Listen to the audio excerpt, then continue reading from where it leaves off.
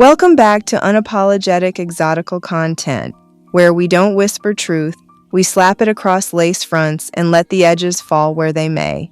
Today, I want to talk about how unambiguous women can talk about everyone else, but no one can talk about them.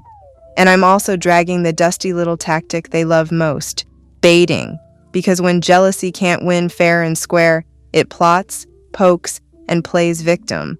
And today's video was requested by her, yes, that girl, the edge ripper in chief, who tears lace like it owes her money, replaces it like clockwork, then snatches it again just for the cardio.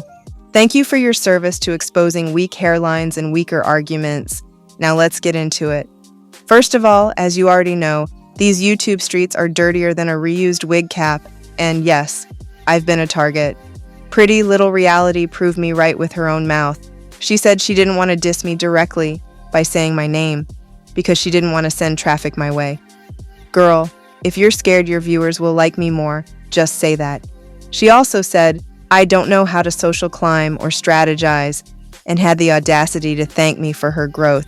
So your whole YouTube business plan is to bait, provoke, then hide behind a victim storyline so the algorithm hugs you tighter than your push-up bra? That's not strategy, sweetheart. That's desperation in HD. You're a lace-wearing, boob-showing thirst bucket with a Wi-Fi signal. I figured it out. You don't want a platform. You want pity coins from people who don't realize you're just bitter in a bodysuit. I live the soft life, my dear. I don't need to contort myself into an online character or play Trauma Olympics to get a check. I don't chase crumbs. I attract full-course meals. So enjoy your little deposit, Pretty Little Reality. Hope it covers your next wig installment. Moving on from the check chaser, let's get to what that supporter, requested. Shout out to you, our Caucasian edge-snatching correspondent who clocked a truth many refuse to say. Unambiguous women can roast the globe, but the moment you respond, suddenly it's a federal offense. That's because in society, you're allowed to punch up, but never down. If you don't look healthy, you can call a healthy woman too skinny, but she can't say you're shaped like a beach whale. You can be built like a deflated beanbag and accuse someone of being obsessed with looks. But when that attractive person claps back and says, sis, you don't have the looks to obsess over, now they're the villain? Miss me.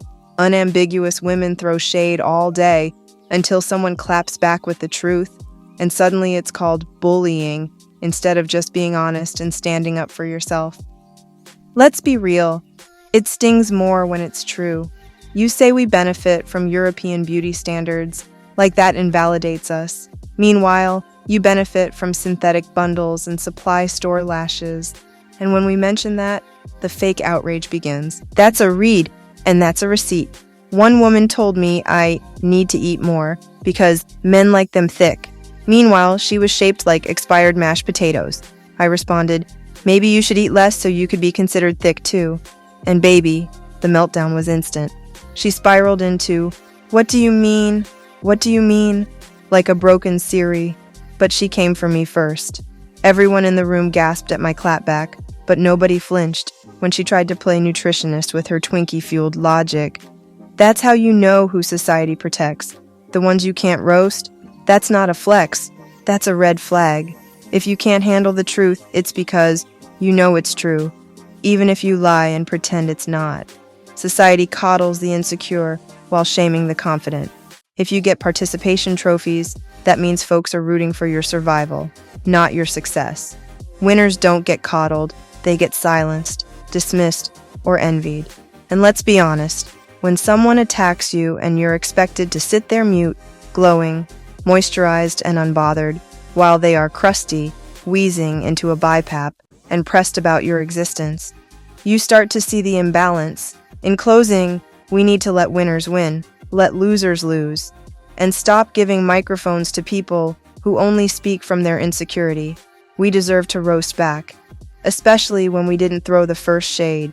Stop expecting exotical women to be silent while getting dragged by women whose lace is screaming and whose confidence lives in a rented frontal. You have survived another dose of unapologetic content. Keep their lace tight between your fingers, your boundaries even tighter, and your comeback sharp enough to cut through delusion.